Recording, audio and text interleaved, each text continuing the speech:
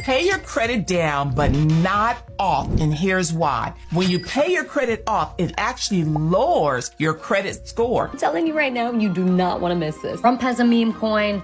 Vine has a meme coin. You need to buy, and you need to buy fast, okay? And then come back here and tell me that I was right. It's literally 2 a.m. right now.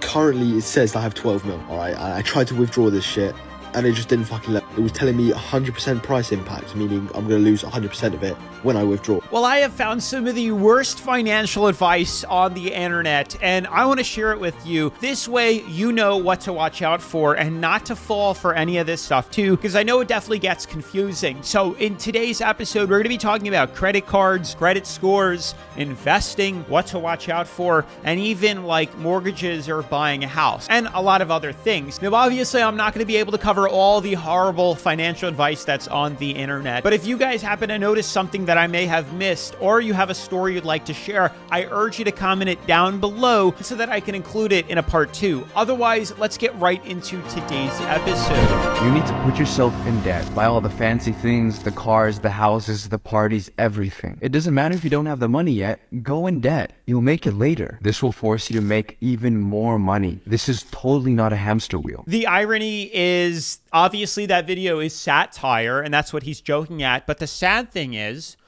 realistically, that's the overwhelming majority of people in America.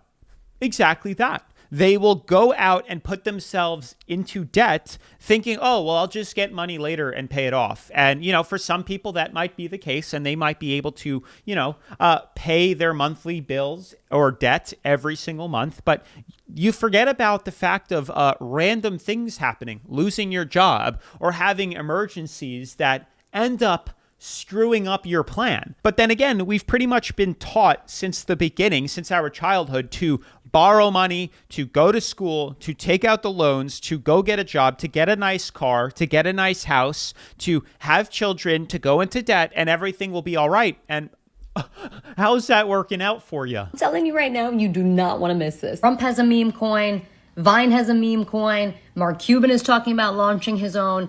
And people are becoming millionaires off this shit. If you are not paying attention, you are missing out on the biggest money-making wave of 2025. I'm telling you right now, every influential person, a person that can get attention, every app, every company is about to drop their own meme coin. This is not just a trend. This is a full-blown gold rush in real time. If you pay attention closely, you could be making life-changing money through meme coins. However, they are extremely risky, and they're known to have extreme volatility. You can skyrocket overnight and then plummet the next day. But as they say, high risk, high reward. So how do you spot a winning meme coin before it takes off? I'm going to explain it to you in a few steps. Number one, most important, a strong community. The bigger and more engaged the fan base, the more potential the meme coin has. If there's no community, forget it. Don't even bother. Two, celebrity. That's why Trump's meme coin was so successful, because he is able to get attention. He is like an attention magnet. Influence equals demand, which equals high potential for.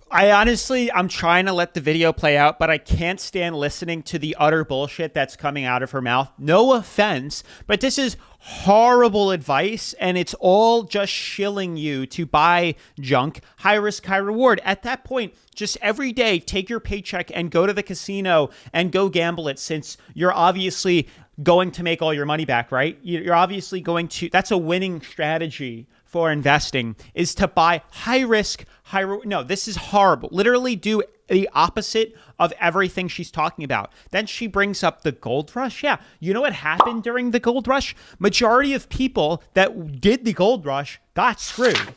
Out of like the 200,000 people that went, maybe 1,000 became millionaires, and the rest went. They didn't make any money. They didn't find any gold, and they wasted their life savings on it. That's what happened during the gold rush. The only people that actually profited during then was the ones selling them the pickaxes, the shovels, and all that stuff, because that was low risk and there was a market, a demand for it. That's the person you want to be. Don't be the high risk, high reward person, because like I said, there's a very high probability you will fail, just like at a casino, just like gambling. That's all crypto is. At the end of the day, it is high risk, high reward. It is just a more educated form of gambling. a meme coin. 3, backing on social media, meaning trends or hype. If people are talking about it on Twitter, Instagram, TikTok, whatever, that's a good indication that the meme coin is going to take off. So those are the 3 things you need to look for. But here's the thing, the biggest money in meme coins can be made before the meme coin takes off. Once it already took off, forget it, you're cooked, don't bother. My prediction for the next big meme coin is going to be Mr. Beast's meme coin. And I also think that he is possibly a contender for buying TikTok. So I think the 2 are going to go hand in hand. One is going to promote the other is going to promote the other, and boom, it's going to take off. And when that happens, you need to buy, and you need to buy fast, okay? And then come back here and tell me that I was right. We're going to go back and tell her that she was horribly wrong and lost people thousands of dollars in their life savings. I've tried trading. I've lost a lot of money trading. Yes, you have to, if you're going to buy crypto, long-term holds. And this is for the people that are out of debt, have fully funded emergency funds, have savings accounts, and, have all that in place prior, and then invest just a tiny bit into stable blue chip cryptos that have withstood the test of time. Bitcoin, Ethereum, Solana, things like that have backing, that have shown that they have been around through the bull market, bear market, and crypto winners. And then you invest in them and you plan on holding them for like 10 years. Otherwise, you're just speculating. You're just hoping. I don't like to speculate. I like to invest. So, and when I buy things that are investments, I like to hold on to them for like as long as I possibly can, like with no intention of really ever selling them. That's my thought here. That's what I do with my index funds. So it's horrible advice. And then the people that she's referencing, these influencers, yeah. The only reason why these influencers, they're like one of the few people that are going to be successful in this because they have a following and they're just milking their audience out of money. It's very common and it happens all the time. You, a consumer, are not going to make much money, if anything at all. And if you happen to make money in one run, you're going to lose it all and then some in the next one. So stay away from it unless you're going to actually invest. Not meme coins. That's a scam. Look what happened to NFTs. Now, you know what's even more insane than this horrible financial advice? It's that more than 70% of you that are watching this video aren't actually subscribed to the channel. Now, in case you didn't know, subscribing to the channel is completely free. It doesn't cost a dime, and you actually might save, if not make money, by subscribing to the channel because of what we talk about here. So if it's not too much to ask, just tap that subscribe button down below, as it lets me know that you guys like to see content like this. Why I'm not paying off my student loans as an MBA grad making $200K a year. I'll pay them off eventually, but here's why I'm not in a rush to do it. Let's say I took out a $100K loan and that I have 10 years to pay it back at a 6% interest rate. Let's also say that I have $100K sitting in my bank right now that I can use to pay back my loans, if only. The simple thing to do would be to take that $100K and pay off my loans, right? Think again. If I take my $100K to pay off the loan, I'm debt free, but I also now have $0. If I invest my $100K, I'll make $160K. All right, pause it. That's the wrong way. She's already like setting herself up for failure, and I don't like the way this is being argued because yeah, well, if you invest $100K, then you also are back at $0. So that isn't the proper choice. If you have $100,000 in your savings and you want to go through and pay off debt or invest, you still need to have an emergency fund. That might be 3 to 6 months of bills and stuff are to live off of. I mean, Dave Ramsey talks about it, and it's 100% true. It's to reduce risk. If you're going to be an investor, if you're going to try to do things successfully, the whole goal, that's what I've been doing for several years. It's worked out really well for me, is try to reduce your overall amount of risk. Have controlled risk, and then you can have more wiggle room to play around with stuff and things become less of a surprise. So if you had $100K, it's not a good idea, like she's saying, to just go and invest the whole thing. No, she should save $40K and now decide what to do with the 60. Do I invest it? Do I pay off debt? And we'll talk about why it makes more sense to pay off debt than to invest it in a second. In 10 years from compounding returns. Over the same time period, I need to pay back $135K on my loan principal and interest. Let's do the math. 160 minus 135 equals $25,000 that I made from not paying off my student loans immediately. Vivian from Your Rich BFF posted a video the other day about how we need to change the narrative on debt, because when rich people have debt, it's called leverage, and we celebrate them. So if you have student loans, you're not in debt, you're just levered. Levered. No, lots wrong with that she's not fully looking at the entire picture. And with the whole rich people, we'll talk about that in a second. But ideally, she came out ahead. And theoretically, you would if everything was held at a constant in a closed system without any variables. And if you haven't learned anything over the past couple of years, there are lots of variables like a pandemic, like massive inflation rates, and then extremely high interest rates that throw major curveballs in the market. So she came out ahead 25K. She's not then factoring in the taxes that she would pay. So that 25K would turn into like 17K after, which again is still $17,000 more than you had. Correct. But understand, money that goes towards debt is guaranteed interest. So every dollar she puts towards her debt is a guaranteed savings of 6%. Every dollar she put towards investing in the index funds, which averages 10% a year, is not guaranteed.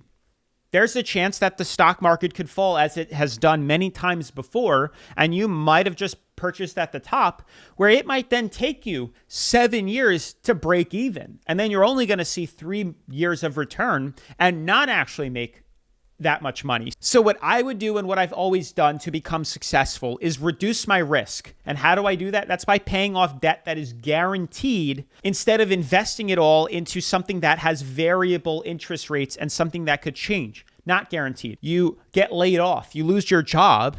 Well, now you're screwed because you just invested everything in there and you don't have an emergency fund. And you still have your bills, your monthly dues every single month because you decided not to pay off your debt. And lastly, she says it's frowned upon for normal people to have debt. Like it's a bad thing for us, but then the wealthy, the rich, when they have debt, it's just leveraged and that's all it is. The difference is the only way rich people can borrow money, and this is not just rich, this is the ultra wealthy. This is the extreme wealthy. Like I'm talking about a surplus of having like $30+ million. They get to borrow money because they get special rates that us normal brokies, even regular rich people, even if you have $5-6 million, that's not ultra rich. The ultra wealthy with $30 million+ can do something called the buy, borrow, die method, and they get to get special interest rates from banks because they are an executor. They got a lot of wealth. And what they do is they borrow on their assets, which means they don't have to sell their assets and pay capital gains. I feel like me getting paid dividends every single month is such a weird concept to people. You can get paid in dividends by just buying and holding dividend-paying stocks like Bank of Nova Scotia, Enbridge, and Fortis. And I get a lot of questions on how a dividend is paid. Like, where does that money go? I personally use Wealthsimple to invest. No, this is not sponsored. I have an investment account with Wealthsimple, specifically the tax-free savings account. In that account, I own stocks, again, like Bank of Nova Scotia, Enbridge, and Fortis. Once I buy those stocks, there is literally nothing else I need to do. When those companies send out dividend payments to their shareholders, like myself, it just goes straight into my Wealthsimple account as cash. You'll get an email from Wealthsimple and it says the cash proceeds from the dividend will be available to trade in your account within 2 business days. It goes straight into my tax-free savings account, and the company Enbridge paid me $54.18. Wealthsimple would just directly transfer that money into my tax-free savings account, just like how your job would directly deposit your money into your checkings account. Like this video and follow me for more financial content. And if you want to see all the stocks I own for free, go to the link in my bio. If you want to escape the rat race, one way you're going to do that is by investing in dividend-paying stocks. Wrong. I'm going to show you 3 high-paying dividend stocks so you can get that ball rolling. Number 1 is the Ford Motor Company. One share will cost you $12, and their dividend is 4.76%. If you wanted to make $1,000 a year from their dividend, you would need 1,666 shares, and it would cost you $21,000. Number 2 is Altria, and I know this might be off the list for some of you because it's big tobacco, but one share is $45. Their dividend is $3.76 or 8.43%. To make $1,000 a year, you would need 265 shares, which would cost you $11,980. Number 3 is QYLD. This is a covered call ETF. If you don't know what that means, that's okay. I have playlists on them. One share is $17. Their dividend is a massive 12%. You would need 480 shares, which would cost you $8,200. They have a fee. All right, so let's talk about this because Here's the thing. When I was a newbie in investing and finance, and when I first started to learn about stocks and stuff like that, I had the same mindset both those people had, the same thought, the same theory, the same idea that if I invest in the highest dividend paying stocks, I'm going to escape the rat race and I'm not going to have to work for someone. Well, that's wrong for multiple reasons. The first thing to go over is you want to reduce, as you start accumulating more wealth, you'll realize the biggest burden and the people also that pay the most taxes are people that are W-2 employees. When you have dividends, you are literally just paying income tax. It is straight cash right into your wallet, right into your bank account, and you are subjected to income tax on it. So as I accumulate more money, my goal is to reduce my overall taxes. And that's not by picking very high dividends. Just from my investments set to reinvest everything in the stock market, my index funds, I am subjected to pay $20,000 in income tax on those capital gains because of turnover rate and dividends. Now, lucky for me, that is extremely low because I've spent the past several years reducing the amount of income tax bearing index funds and stocks that I own because I don't want to pay taxes on something that I have set to reinvest. And the reason you don't want to buy things with extremely high dividends is because usually the only reason why companies offer high dividends is as a cash grab to market their failing company to get people to invest in it. Because typically people that don't have much knowledge in stocks see this high paying dividend and go, 12%? I'm going to throw my money in there. And they're on their way to bankruptcy. Like they're on their way of going out of business, and they increase their dividends because I know it's practically eye candy and it will get people's attention and they'll buy in. It's like a marketing gimmick. One last hoorah before they, kick the bucket. Pay your credit down, but not off. And here's why. When you pay your credit off, it actually lowers your credit score. When you pay your credit down to at least 60% of the balance, it actually raises your credit score. I know that sounds crazy, but that is exactly how the creditors report it. As an example, let's say you put on your credit card $1,000. If you pay that credit down to like $300, your credit score will raise up. But if you pay that credit completely off, that means that the creditors cannot see that you can actually handle credit. It just says you can charge something, you can pay it off the next month, but can you carry the credit from 1 month, make a payment, to the next month, make another payment, and remember that you need to make payments? That's what credit is all about. It's about trusting that you're going to do what you say you're going to do. Horrible. This is terrible advice. The amount of people that I know that have said this to me, that like I was wrong for paying my card off in full, are idiots. No offense. They're terrible with money. They have the most debt. They're living paycheck to paycheck, if that, and they're just getting by. Terrible. I've had an 800 plus credit score since I was like 21 or 22. I think now it's like an 810 credit score.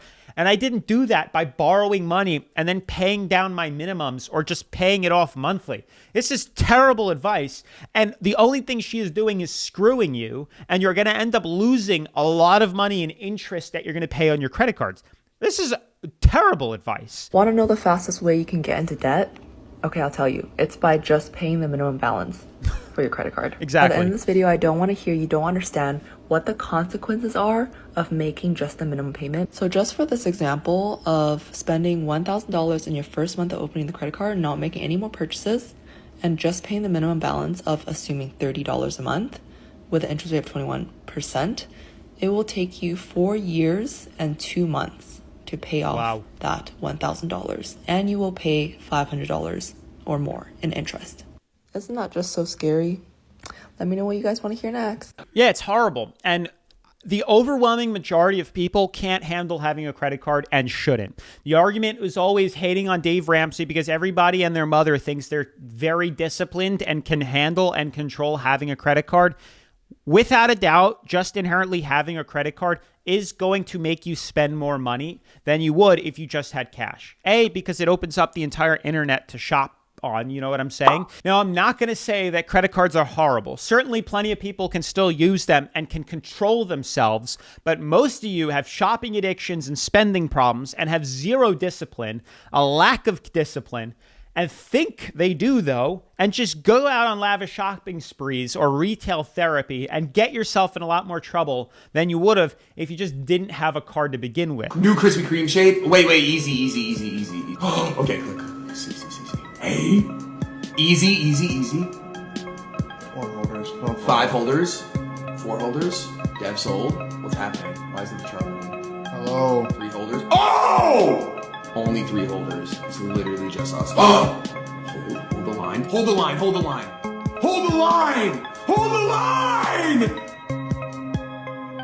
Oh no, next candle. Get out! Get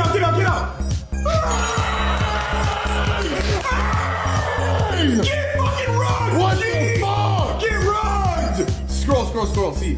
And that's what happens. The overwhelming majority of people that invest in cryptos and stuff like that, stocks and stuff, penny stocks, you're going to get rug pulled. This is exactly it, especially meme coins. If you're investing in Krispy Kreme shake and you get rug pulled, you had it coming. I don't feel sorry for you. I don't feel bad for you. What did you think was going to happen? That's typically what happens. Only the people at the top, just like MLMs, the ones that created it or started it, and maybe a seldom few right below it that joined in at the earliest possible time, are going to be the ones to make money. And the vast majority of everyone else that gets in is going to get screwed. I bought an NFT for $635,000. It's worth like 10. What? $10. $10. Why can't I just sit in front of a computer and make a dumb decision like that with no one watching? I can't lie. I thought NFTs was gonna actually do something too. I think we all did. Should have gotten out sooner. I'm probably down about 50% on coins. My NFT portfolio is probably down closer to 80 to 90% right now. So how down is your portfolio in the past 2 months? Oh, more than 50%. Like 75%, yeah. Are you willing to share dollar value? No. My doodle at its highest was at 80K, came down to 10K. Now it's back up to 20. So I don't know the percent. I'm not a percentage guy. I'm not a math guy with that, but I'm down bad.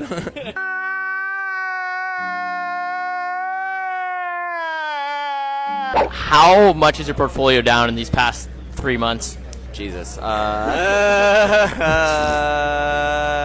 like a clean 50%. 200K. Down bad. I mean, yeah, down a lot, but...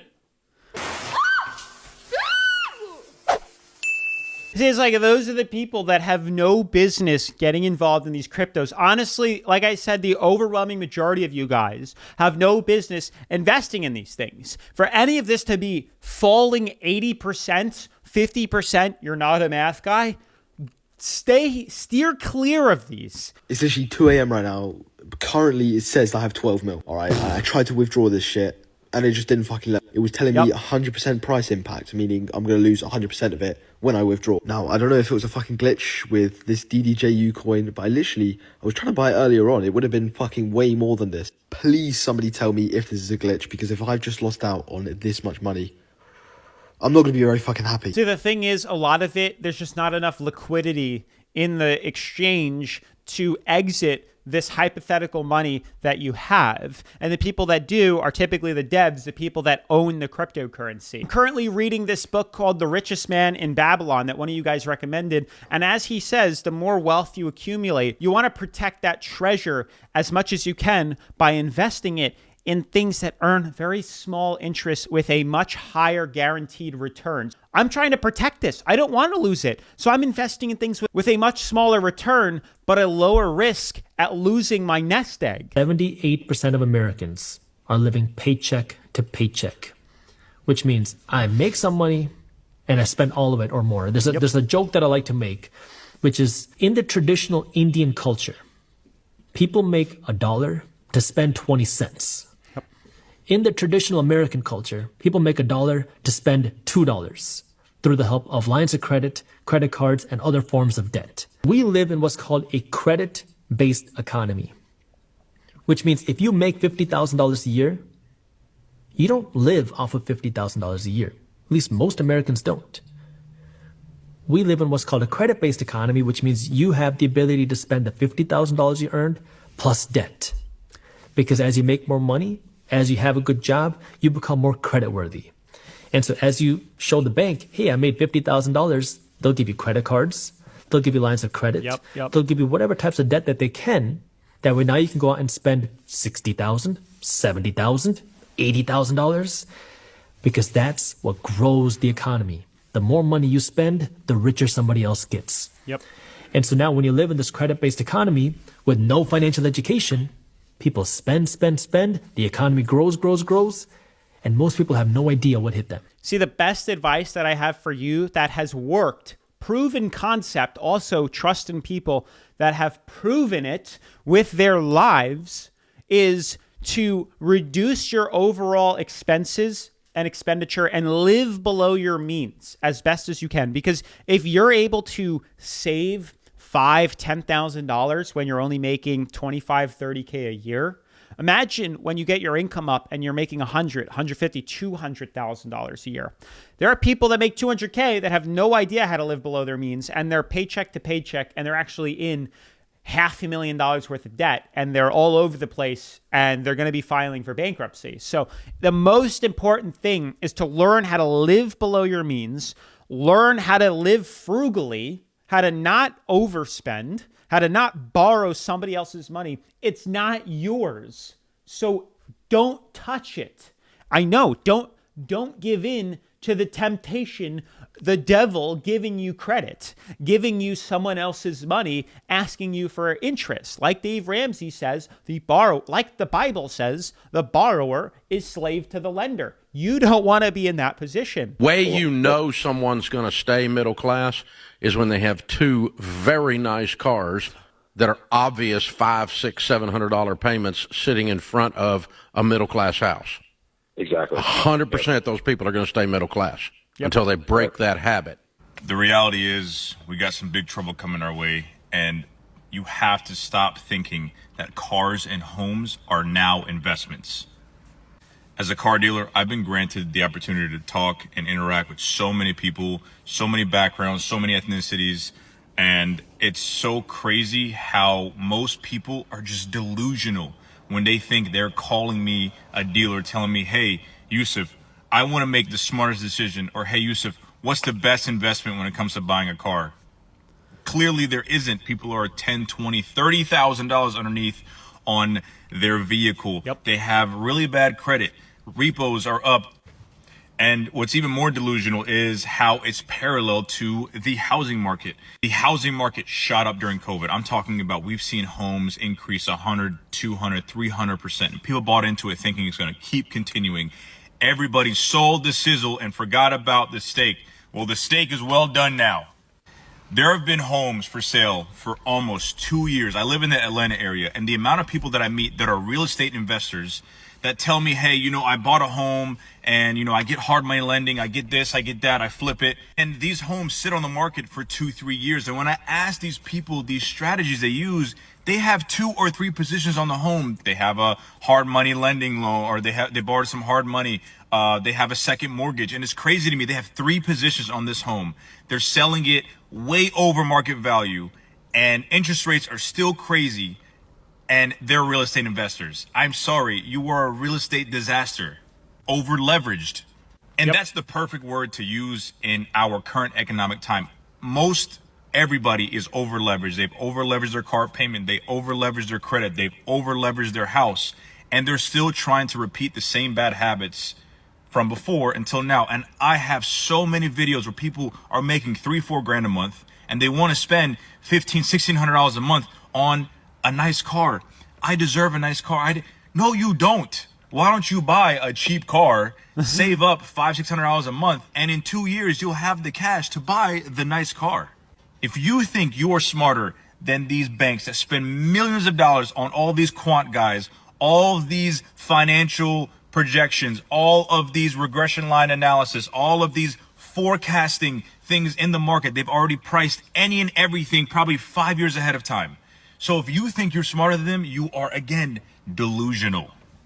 So work in silence. Stop being so loud. Don't put yourself in an over-leveraged position just to feel as if like you look cool. And if you have to buy a car to pull up to your homies and to pull up to your friends and to pull up this to show that you're doing something, you are in the wrong friend group. Because if you have to go into crippling debt and if you have to go work 15, 16 hours a day just to survive a car payment and insurance, you have your priorities wrong. And I'm telling you, if we keep going like this, we're already in a financial disaster. People want to say, oh, economy, this. Yes, there's money. But that doesn't mean that money isn't moving funny right now. Everybody thinks they're entitled to having the newest thing, the newest house, the newest car, the newest phone, and they don't have the funds for it. I don't care. It's your life. You want to live in debt, by all means. It doesn't affect me. But like that girl said before, which is funny with the leverage, because now that's twice we've heard the word leverage get brought up in the video here. With her mindset, with investing $100K, she'd rather invest it in the stock market and earn an average of 10% than pay off her debt at 6%. With her logic, she might as well go out and take $1 million loan out from the bank or a mortgage, $1 million out, and go invest that. If you think it's going to work, go for it. How about all of you that finally paid off your home, go take out a 6% loan and dump it in the stock market?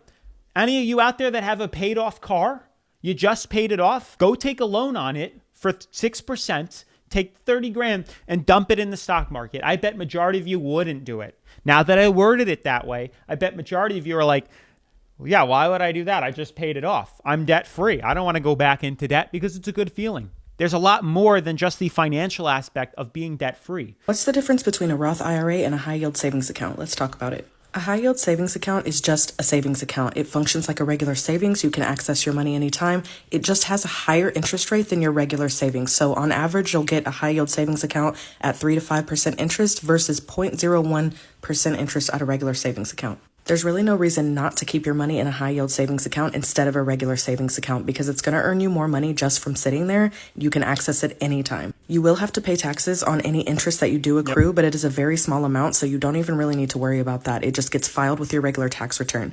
My favorite is Ally Bank, but also SoFi and Wealthfront are great. There's Citibank, Capital One. There's a lot of different high yield savings accounts, so just Google it and find one that you're comfortable with. Make sure that it is FDIC insured.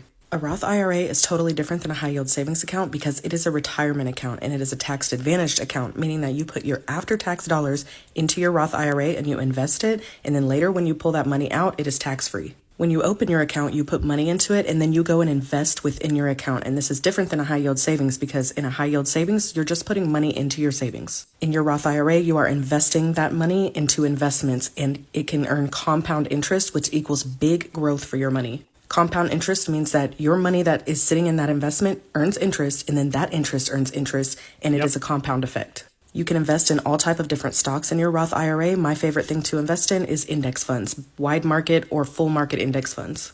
You can pull out your contributions at any time out of a Roth IRA, just don't touch the growth until retirement age. So I wanted to share with you similarly what I have in my investments and how I invest. So instead of a high yield savings account, I use a money market. So it's very similar. It's a little bit different. It's not FDIC insured, although some are if you do it through a bank, but I do it through Vanguard specifically. And the money market that I use is called VMRXX, Vanguard Cash Reserves Federal Money Market. And it invests in at least 99.5% of its total assets in cash, U.S. government securities, and/or repurchase agreements that are collateralized solely by the U.S. government securities or cash. So ideally, even though it's not FDIC insured, it is completely backed by the U.S. government. So unless America craps out randomly,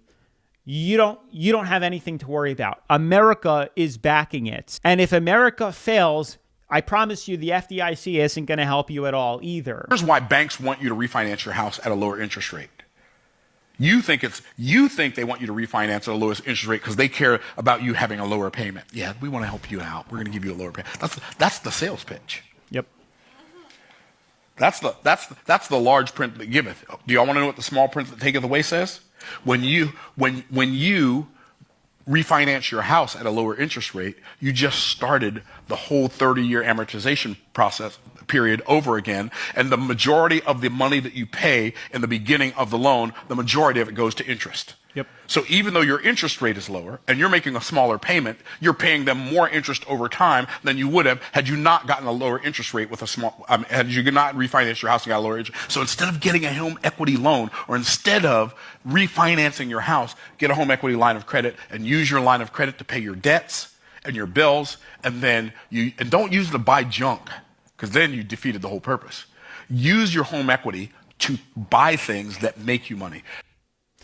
Yes and no. I don't agree to go back into more debt, but you certainly could use a HELOC if it's a lower interest rate to pay off some of your mortgage and stuff like that. Again, I'm not fluent in it to that point, but ideally the best advice is to pay your mortgage off as fast as possible. Even if that means just paying one extra payment a year, you'll reduce the amount of interest overall. The amount of people that I know with houses that just freely throw around the word, oh, I'll just refinance. I'll just refinance for a lower rate. Oh, when the rate goes down, I'll just refinance. Know literally nothing about interest. Why in the world would the bank set things up in your benefit? Are you dumb? You got to think that everybody has some other edge to it, some other motive to make money. The banks make money because when you refinance, you are restarting the loan again, and you then have to pay the interest for another 7 to 10 years. Now, there are ways to reduce that to go more in depth, but as a blanket statement, the overwhelming majority of people have no idea. They'll refinance, and they end up paying more money in interest in the long run, especially if they do it and then continue to pay the minimum. If you refinance, the goal then would be to pay as much as you can, as fast as you can. That doesn't mean start paying lower, but that's what most people do. They'll refinance from $3,000 to $2,500, and they'll just keep paying $2,500 for another 30 years, even though they were 7 years into it already in their last mortgage. So now it's gonna take them 37 years to pay off their house instead of like 23 or 20 or 15 had they have just put more money towards it.